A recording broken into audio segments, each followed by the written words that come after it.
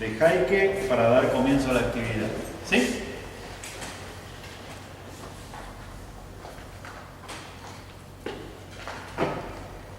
Les quiero dar a ustedes y al público que nos está acompañando a través de la emisión en vivo una muy cordial bienvenida a esta conferencia en la que la profesora Heike Valls, doctora en teología, nos va a acompañar con la disertación ¿Cuál es tu religión? La ciencia de la religión, debates y desafíos actuales. Estamos muy felices de poder contar con una amiga tan querida que nos está acompañando estos días acá en Buenos Aires. Heike es profesora en la Gustana Hochschule, es decir, en la Casa de Altos Estudios Teológicos en la ciudad de Neuendettelsau, en la provincia de Baviera, del estado de Baviera, en Alemania. Heike es profesora ordinaria de Teología Intercultural y Ciencias de la Religión de esa Casa de Altos Estudios que patrocina la Iglesia Luterana de Baviera. En este momento, además, desempeña un cargo directivo, es vicerrectora de esa Casa de Altos Estudios. Pero, como les decía, Heike es una amiga nuestra porque tenemos una historia de caminar juntos con ella. Ella estuvo aquí entre nosotros del año 2005 al año 2009, cuando se desempeñó en el Departamento de Teología Sistemática del Instituto Universitario ICD. De allí, varios de nosotros la conocemos a Heike, que fue profesora de Teología Sistemática en el ICD. Ella además es pastora de la Iglesia Luterana de Baviera, realizó su doctorado en teología en la Universidad de Basilea en Suiza y su habilitación en la Universidad Humboldt de Berlín. Actualmente sus campos de especialización son los derechos humanos, la religión y la política, la teología de género en una perspectiva también postcolonial y la danza religiosa. Publicó varios libros y artículos, además de su tesis doctoral sobre eclesiología, ecumenismo y género, y está habilitada en el campo, en el área de las ciencias de la religión. Así es que hasta allí la presentación de Heike. Les deseo a ustedes que están aquí con nosotros y al público que pueda estar siguiéndonos en la transmisión en vivo, que tengamos una experiencia enriquecedora con los aportes que nos pueda traer Heike sobre este campo de los estudios religiosos que tiene un desarrollo y tiene una vigencia muy importante tanto en Europa como en nuestro contexto. Así que, Heike.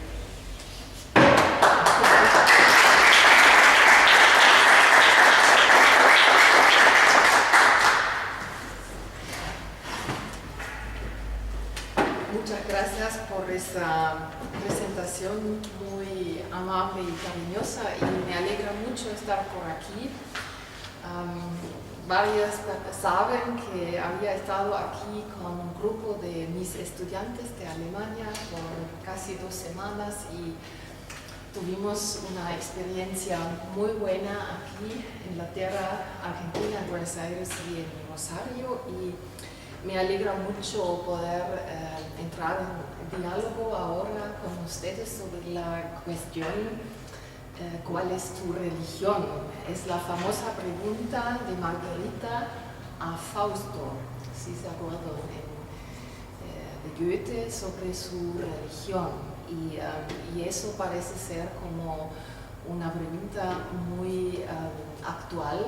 Y el lugar desde donde estoy hablando ahora y eso es lo que la red me había pedido, es de plantear cómo son los debates y desafíos actuales en Alemania y tal vez poder hacer algunos puentes con lo que pasa aquí en Argentina, y sobre todo después va a haber un debate y podemos retomar, pienso yo, algunos puntos de encuentro. Quisiera contarles un narrativo en primer lugar un narrativo de una escuela. Una pastora alemana había dado una clase en una escuela primaria. Preguntó a los alumnos y las alumnas, ¿quiénes de ustedes están acostumbrados a orar? Nadie levantó la mano. Nadie le respondió. Parecía como si les costaba discutir el tema después también. Después se terminó la clase y se acercó una alumna y contó a la pastora que ella sí estaba orando, especialmente en la noche cuando sus padres estaban mirando la televisión. En estos momentos ella ponía la manta de su cama al piso y oraba a Dios. Le contaba sus problemas y le agradecía por las cosas lindas.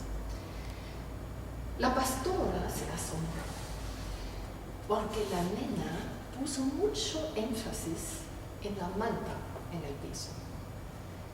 Hasta que la chica le preguntó, ¿por qué?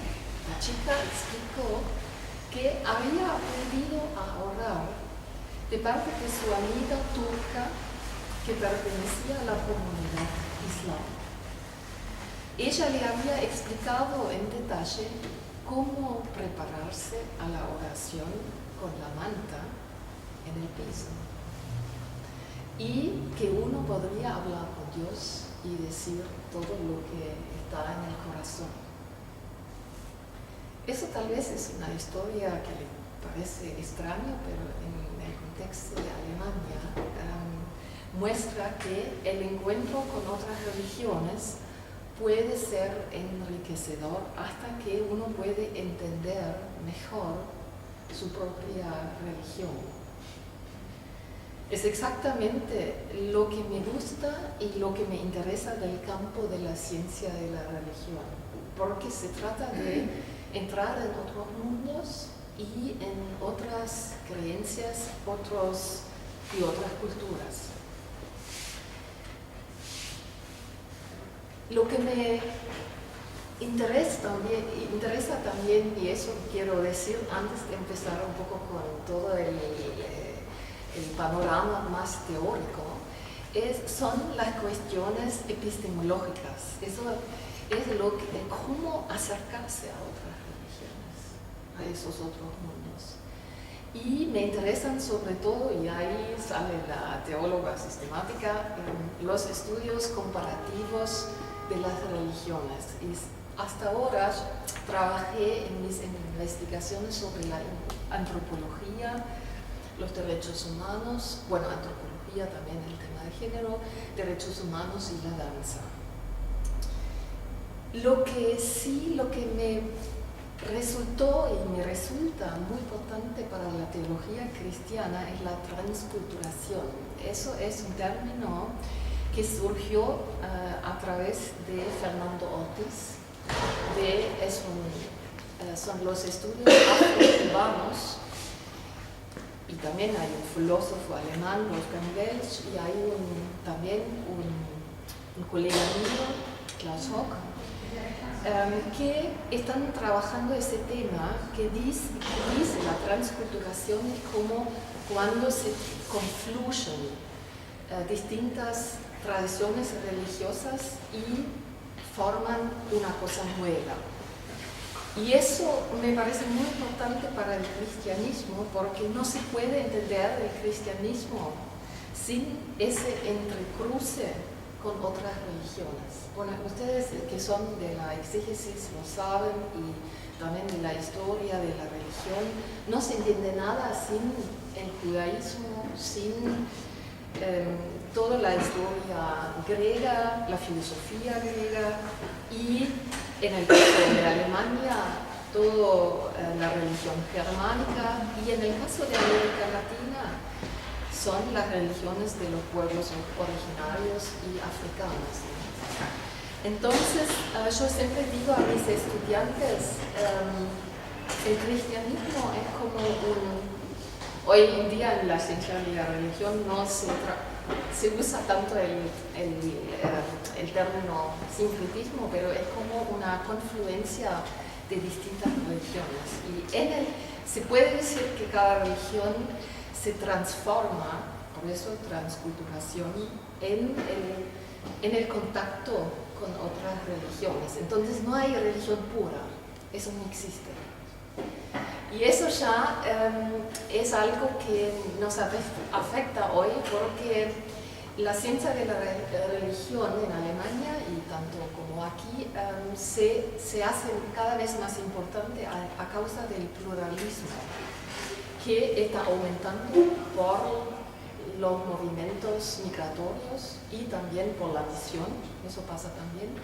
Y lo que pasa también es el pluralismo interno de las religiones, está aumentando también.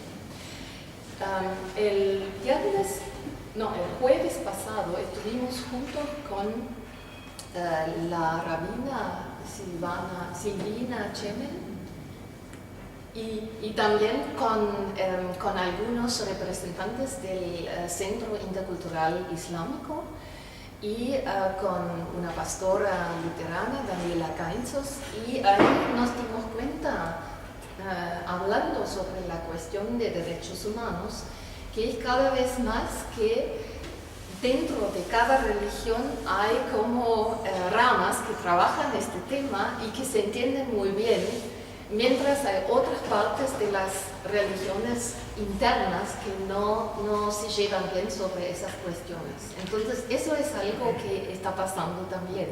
Y eso también una otra evolución que hace muy necesario la ciencia de la religión es la multirreligiosidad. Eso quiere decir que hay mucha gente, y eso es un término de acá, de Argentina, de los estudios de la ciencia de la religión, que hacen su religión a su propia cuenta. No les interesa si eso es cristiano, budista, islámico, judío, de la religiosidad popular. Hacen como un híbrido salvaje de varias ramas, tradiciones religiosas. Y eso nos interpela mucho hoy en día porque casi todo lo que voy a presentar más adelante se cae, porque muchas teorías de la ciencia de la religión tienen como base que haya religiones separadas y que son unidades, ¿no? Y entonces esto hoy está cayendo. Y claro, por mi lado también la ciencia de la religión es muy importante en el sentido de buscar cómo las religiones pueden trabajar en conjunto para la paz, ¿no? Y eso en el contexto de Alemania, el enfoque está mucho en el Islam. Yo por mi lado lo critico también porque eso viene por la situación global y tenemos una pluralidad mucho más amplia, pero todo en los medios y también en la política se concentra en el Islam, porque el Islam se ha vuelto como el enemigo, ¿no? Y eso es muy raro porque desde la ciencia de la religión el Islam tiene muchos rasgos parecidos, ¿no? Tenemos en el Corán, tenemos muchos narrativos de la Biblia y también y entonces ahí, pero el entorno en lo cual se sitúa el interés mucho más grande en la ciencia de la religión tiene que ver con ese contexto.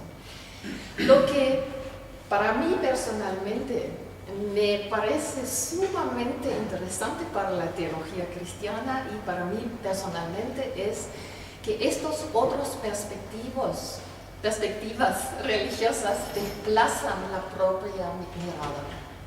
Eso les suena tal vez paradójico que eso sea bueno, pero yo creo que sí, porque eso abre el horizonte y uno está desplazado.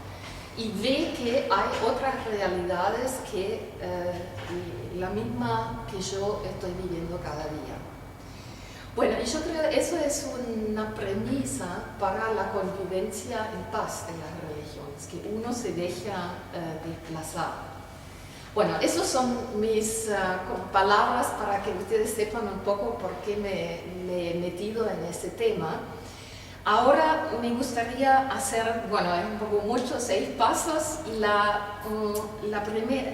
primer paso va a ser que les quisiera plantear cómo es la situación académica de la ciencia de la religión en Alemania. Y van a ver que hay la premisa que la ciencia de la religión es neutral. Yo voy a plantear eso, ¿no? Y el segundo problema es que cuando miramos a otras religiones siempre tenemos lentes occidentales y también cristianas. Y eso es cómo acercarse, por ejemplo, a la noción de religión. Ya les digo que el término religión no existe en las otras tradiciones. Pero, entonces, ¿de qué estamos hablando en los estudios de la religión, ¿no? Y la tercera pregunta es los métodos de la ciencia de la religión, y después yo les voy a plantear los paradigmas en el sentido de lo que se hace hoy. Es más la ciencia de la religión discursiva y postcolonial. Les voy a explicar lo que es eso. Y después, viene más la parte para qué sirve la ciencia de la religión, y claro, es el diálogo interreligioso, y ahí hay límites y aporías hoy en día también. Y de última, les quiero presentar una nueva rama que me parece sumamente interesante, es la teología comparativa. Después les explico lo que es. Bueno, espero que ese discurso no va a ser demasiado abstracto. Vamos a volar. En el primer paso tal vez no tanto. Bueno, en Alemania hay 2 tipos de ciencia de la religión. En el marco, y eso significa para los dos, de la ciencia de la cultura. Eso es un giro que se hacía en los años 80-90, que se habla menos de las humanidades, pero de la ciencia de la cultura, y eso aquí también lo conocen, Cultural Studies, ¿no? En inglés. Bueno, lo que pasa es que en Alemania, en mi facultad, o en la universidad, y en 9 otras facultades, hay la ciencia de la religión como 6ª disciplina. Bueno, de las otras, Antiguo, Nuevo Testamento, Historia, Sistemática, Práctica. Hay la 6ª disciplina y está en conjunto con la teología intercultural, lo que es mi cátedra, ¿no? En la Augustana. Bueno, esto tiene su historia, porque la historia empezó en la época de la Iluminación, y después aumentó o llegó la pregunta de la historia de la ciencia de la religión en el siglo XIX, en el marco misionero y colonial.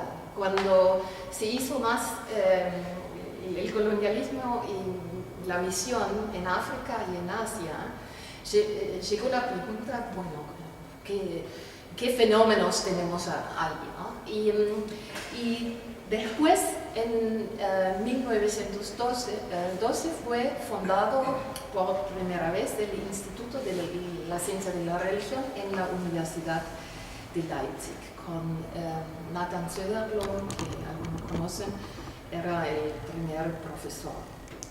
Y eso después, eso estaba en esa situación dentro del marco de la teología cristiana.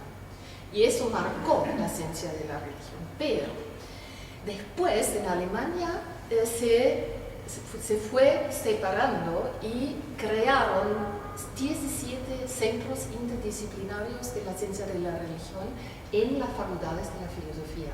Entonces se llaman ellos mismos se llaman como ciencia no confesional o secular, se puede decir, ¿no? ¿Qué significa eso? Eso significa, hay una asociación alemana de esa gente de la ciencia de la religión que dice que ellos son independientes de una iglesia o de una confesión religiosa y sus fuentes son como todos los materiales, textos, imágenes, películas, arquitectonías y también datos empíricos sobre la función de la religión en la sociedad. Y también preguntan por las transformaciones religiosas y también las interacciones con el derecho, con la política, la economía y todo eso. Y es una rama interdisciplinario y lo que pasa es que hay una tensión entre las dos. Por un lado, para volver, los dos se entienden como en el marco de la ciencia de la cultura, pero dentro de la teología, la ciencia de la religión, ponemos secular, reprocha o dice que la ciencia de la religión dentro de la teología cristiana sea no neutral, subjetivo, desde adentro, porque mira a todos tienen fe y ven desde adentro, tienen un compromiso con la propia religión porque pertenecen a una iglesia y tienen una posición cristiana a partir de la cual miran todo el resto y son normativos porque su posición es la posición dogmática de cristiana, sobre todo de las iglesias. Ellos mismos reivindican que ellos son neutral, objetivo, miran a las religiones desde afuera, con distancia, y eso es muy importante, tienen un agnosticismo metódico. Eso quiere decir que la premisa de Dios no está, o no se sabe si existe Dios o no, y trabajan más bien descriptivo, analítico. Bueno, si ustedes ven eso, tal vez ya van a decir, bueno, esto realmente se puede decir hoy en día que uno hace una ciencia neutral, objetiva. No estamos ya hace muchos años más allá de eso. Por eso hay como una tensión y, por ejemplo, en el año 2012 hubo como la revista teológica de Berlín invitó a autores para explicitarse y ahí salió esa controversia y cuando estamos en conjunto con los colegas, las colegas, siempre sale eso. Bueno, yo desde mi perspectiva y también de mis colegas, más bien de la teología, pero algunos también de la ciencia de la religión, no son todos homogéneos, dicen que y también nos referimos a la crítica de la ciencia. Por ejemplo, Sandra Harding, ella dijo que no existe un punto neutral desde donde poder mirar todas las religiones. Eso sería el punto de Dios, que ve todo. Y como ser humano no podemos ponernos ahí. Entonces, una ilusión o un deseo de objetividad y neutralidad. También estamos criticando eso desde la filosofía constructivista, que dice hace años que la perspectividad, en el sentido que cada una está empapada en su propio mundo y tiene su perspectiva, y en realidad eso se refiere a Kant también, que afirmaba que la realidad no se encuentra fuera de quien la observa, sino que en cierto modo está o es construida por su aparato cognitivo. Y también se puede hacer referencia al científico austríaco Paul Watzlawick, que ustedes seguramente conocen, que la realidad inventada, ¿no? Que todo, en realidad la realidad en la ciencia es lo que nosotros construimos. Bueno, entonces, la cosa es que hoy en día, o también en esa revista, en ese diálogo, salió que ese proceso de investigación no es tan, digamos, tan simple como estaba planteado antes, en el sentido que el proceso de investigación de la religión va más allá de las categorías de afuera y adentro.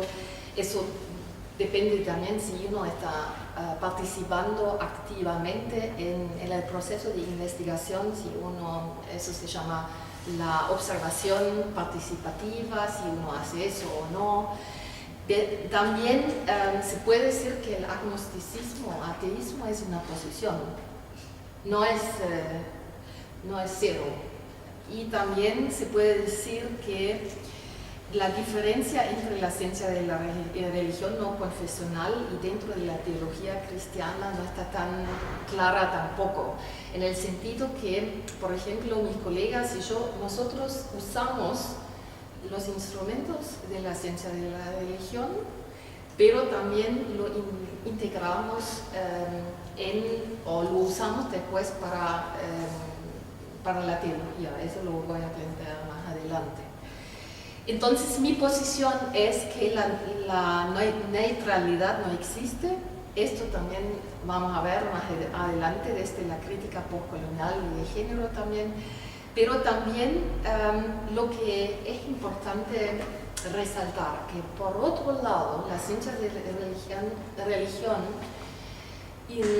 apunta a eso, que intenta de hacer un análisis metódico sin bajar línea desde la dogmática. Esa es la diferencia. Intenta a no juzgar inmediatamente y no poner inmediatamente la propia posición, ¿no?, que uno tiene frente a un tema, la posición dogmática, la posición política, la posición que uno tiene. Bueno, ustedes saben que no siempre se logra hacer eso porque un análisis descriptivo muchas veces tiene también normativos. Entonces, pero el objetivo de la ciencia de la religión es intentar de tener una autocrítica y una autoobservación sobre sus propias premisas que entran en la perspectiva de otras. ¿Me explico? Sí. Sí.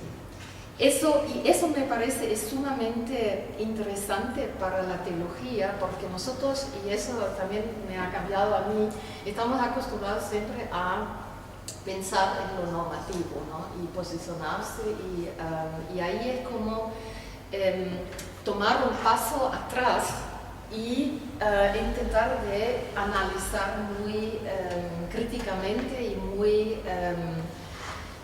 muy ampliamente cuál es el campo religioso que tenemos.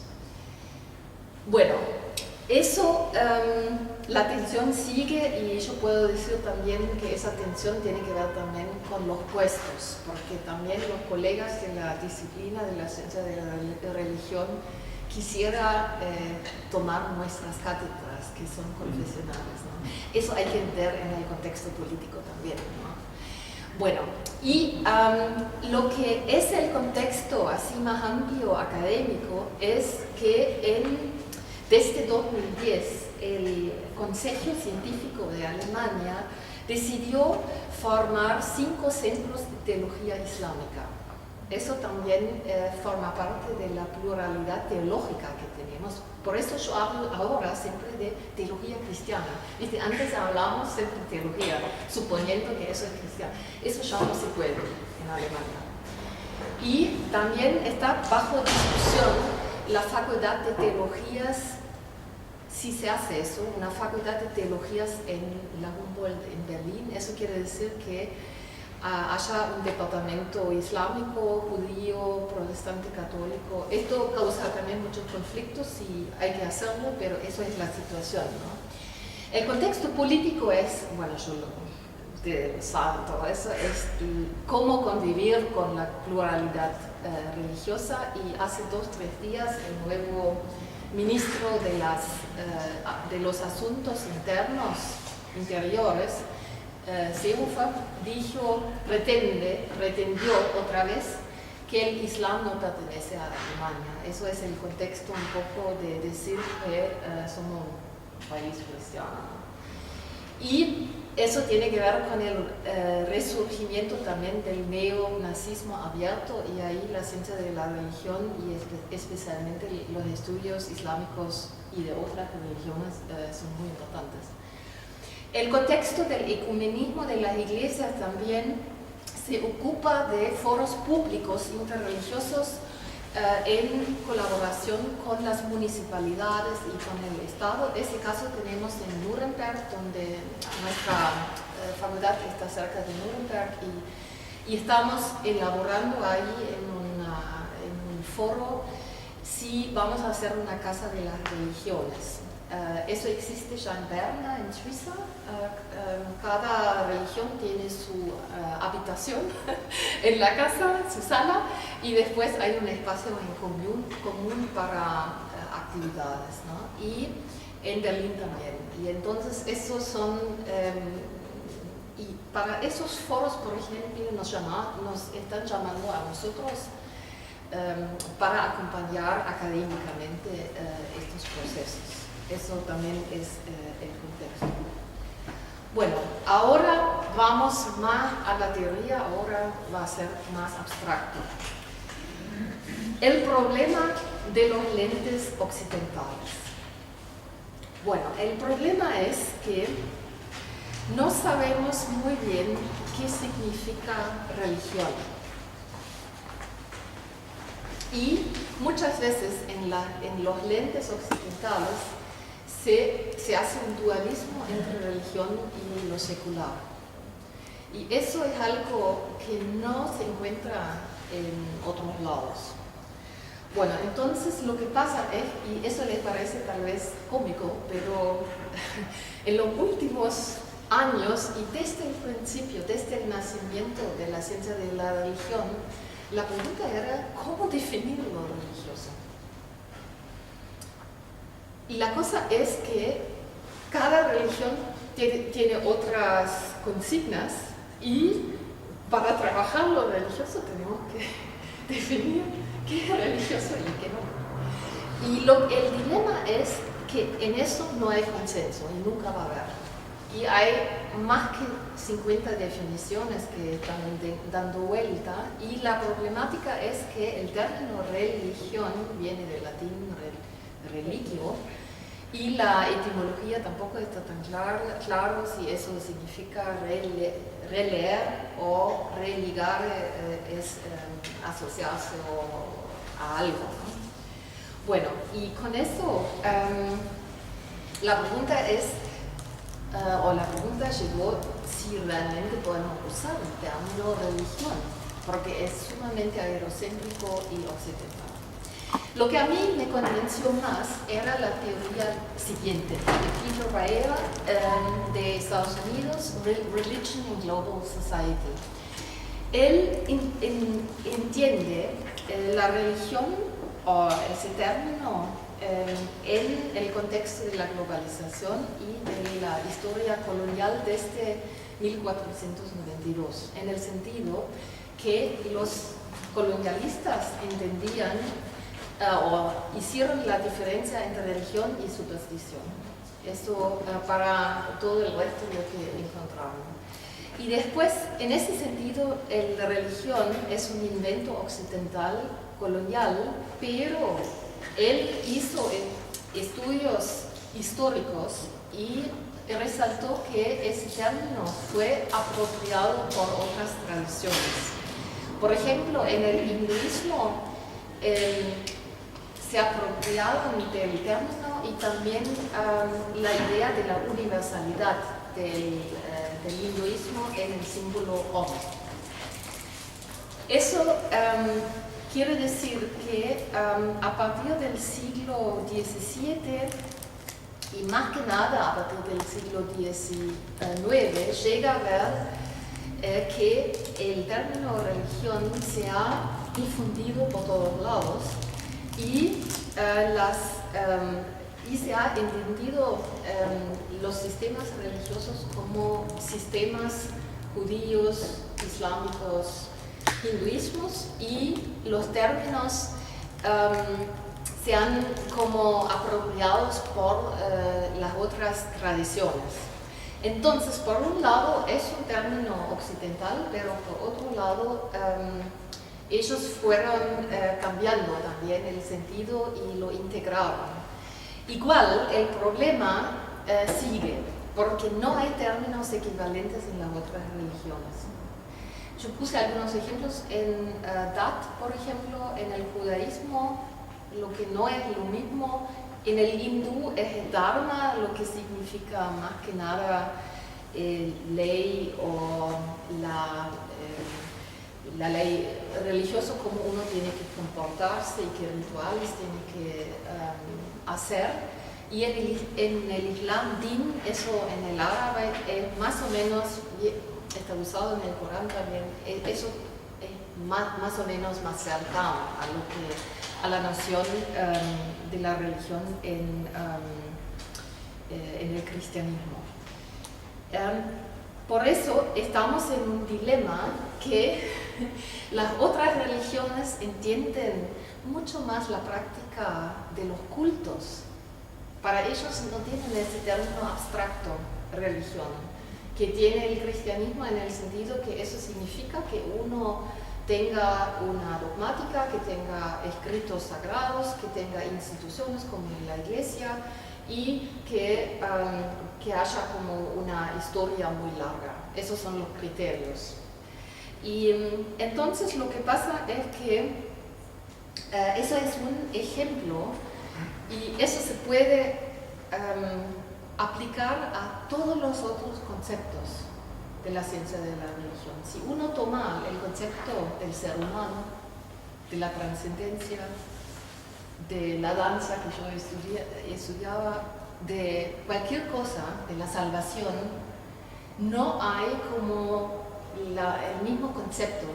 Siempre está ni el mismo término en la otra lengua. Entonces es muy difícil hablar y comparar. ¿Me explico? Sí, sí. Entonces, lo que pasó es que en la ciencia de religión hubo varios intentos de definir la religión, porque eso es de qué se trata la ciencia, ¿no? Y les quiero mencionar para llegar al punto donde estamos hoy. Las primeras eran substancialistas, esencialistas, ¿no? Diciendo cuál es la sustancia de la religión, y muchos, como los primeros, conocen los nombres también, yo creo, Rudolf Otto y los otros, hicieron referencia a Dios, como Max Müller, o Otto a lo sagrado, o Lanskovsky él dijo que el constitutivo de es la relación entre el ser humano y Dios. Y Tyler dijo que es el animismo, más o menos peyorativo. Entonces, lo que es problemático con la esencia de los religiosos, y uno plantea eso así, es que la trascendencia no se reconoce, no se conoce en todas las religiones, en el budismo, por ejemplo. Entonces no se puede decir que la esencia, si ustedes preguntan a alguien en la calle qué es religión, va a decir, bueno, tiene que ver algo con Dios o con trascendencia. Y eso no funciona, porque hay tradiciones confucionalistas o budistas que no tienen esa noción. Entonces entramos en el problema, ¿dónde empieza la religión y dónde no es religión? Por eso hubo otros acercamientos que ustedes conocen. Esos son las funcionalistas en la sociología de la religión, y eso es algo que se usa bastante hasta hoy, ¿no? Con Durkheim, la religión como función integrativa para la sociedad, o como Max Weber, la función económica de la religión, o también Feuerbach, la proyección humana. Yo creo que esa parte es muy conocida. Después, para ese giro paradigmático a la ciencia de la cultura, llegó la definición semiótica de Clifford Geertz, que interpretó la religión dentro de la cultura. Y él dijo que los estudios religiosos son parte de la ciencia de la cultura y de la etnología, y dijo que la cultura es como un tejido, es un símbolo que hay que interpretar. Y con eso la religión es algo que son símbolos culturales que hay que interpretar, son signos, símbolos. Y eso creo que se usa hasta hoy, pero lo que es el nuevo tipo de la ciencia de la religión es el discursivo. Sobre la base de análisis del discurso de Michel Foucault. Esa idea, lo discursivo, dice que un discurso es productivo en el sentido que cree la realidad. Y cuando hay términos o discursos académicos sobre la religión, están dentro del campo de discursos. Entonces, cuando nosotros estamos hablando esta noche sobre religión, entramos en la producción académica y la producción que es la religión. Entonces, ellos rechazan la idea que haya una esencia de lo religiosa y rechazan que la religión es solamente funcionalista. Dicen que en realidad la religión es un constructo y siempre forma parte del discurso, y de alguna manera cuando estamos trabajando sobre religión se forma la idea que es religión. Eso suena muy abstracto, pero voy a dar un ejemplo. Cuando trabajaba sobre los derechos humanos, yo usé ese acercamiento discursivo, y eso quería decir que yo no puse la noción de derechos humanos occidental, liberal de Kant y de Rousseau y de Locke y de todas esas referencias que tenemos en Europa, sino dije que hay que ver cómo se habla, cómo se acerca un contexto a algo parecido, ¿no? Lo que podría ser la dignidad humana, o algo como que el ser humano va más allá del Estado, que nadie puede apropiarse. Me explico. Entonces se busca cómo es el discurso en el hinduismo o en el islam, cómo están hablando. Por ejemplo, en el hinduismo están hablando de ahimsa. Eso quiere decir que no haya violencia ni contra seres humanos ni contra animales, y entonces es una forma de decir que el ser humano es, no dicen sagrado, pero no se puede tocar, por esa idea de la no violencia contra seres vitales, ¿no? Claro. Y si vamos al Islam, por ejemplo, ahí ellos tienen la noción, por ejemplo, en el Corán, que el ser humano es como el representante de Dios en la tierra. Y entonces es como, y por eso tiene como una importancia que no se puede materializar o no se puede comprar, por ejemplo, porque es el representante que ordena todo el mundo. Entonces, lo que pasa es que uno busca dentro de los paradigmas que no haya necesariamente el término occidental o lo que uno tiene en mente, sino cómo es el discurso en esa religión. ¿Me explico? Sí. Bueno, y eso es lo que se hace hoy en día en la mayoría de los estudios usan esa metodología, Y lo que se hace también en Yo también es la crítica postcolonial. En realidad, la crítica postcolonial casi propuso dejar el término religión porque dijo que eso es un paradigma colonial. Si a ustedes no tengo que explicar eso, cuando los colonialistas europeos llegaron a la tierra aquí, Amerindia, dijeron que aquí hay pueblos sin historia y sin religión. Gracias. Y despreciaron que haya religión aquí y que esa gente tenga como comunidades políticas y todo eso. Entonces la crítica postcolonial dice, tal vez hay que dejar el término o, como Peter Weyer, verlo como entretejido de contacto interreligioso, porque la crítica postcolonial también tiene ese aspecto que siempre hay que ver en la agencia de los pueblos oprimidos y ver cómo se apropiaban y qué hacían con eso lo que los colonialistas trajeron a ellos. Y entonces, hoy en día la crítica postcolonial no deja el término, pero lo ve como algo que está construido por varios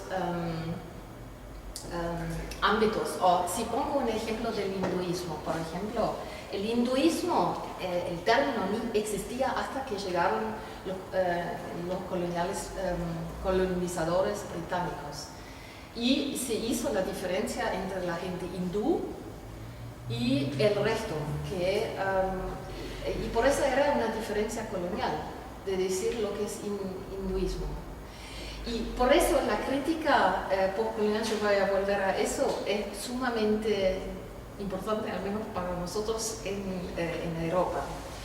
Bueno, un otro acercamiento que quiero presentar, hay mucho más, pero este me pareció a mí muy importante y además es mi mentor de la habilitación, Andreas Felkeler de Berlín.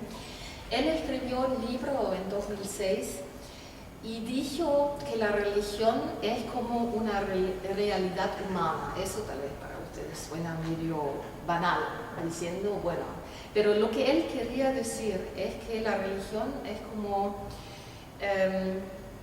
que las religiones están interpretando y también formando las experiencias básicas del ser humano. Y eso él lo plantea en 4 dimensiones, en la conciencia, en el sentido del cerebro, la racionalidad, y también en la comunicación, porque siempre lo religioso tiene que ver con comunidades y con comunicarse, con el cuerpo, porque los rituales que se hacen son performativos y se hacen con el cuerpo, no solamente con la cabeza, y con el mundo material, y eso es Max Weber, ¿no? Lo religioso tiene que ver con efectos a la tierra y también con la economía. Entonces él tiene esos 4 elementos y yo pienso que es muy importante plantearlo así porque con esa definición uno puede integrar también el budismo y el confucianismo. Porque, claro, uno puede criticar que ese acercamiento no es tan claramente, no separa lo religioso como estamos acostumbrados, ¿no? De lo no religioso. Yo voy a volver a eso. El resultado de todas esas reflexiones es que también que hoy en día se critica el término de religiones mundiales.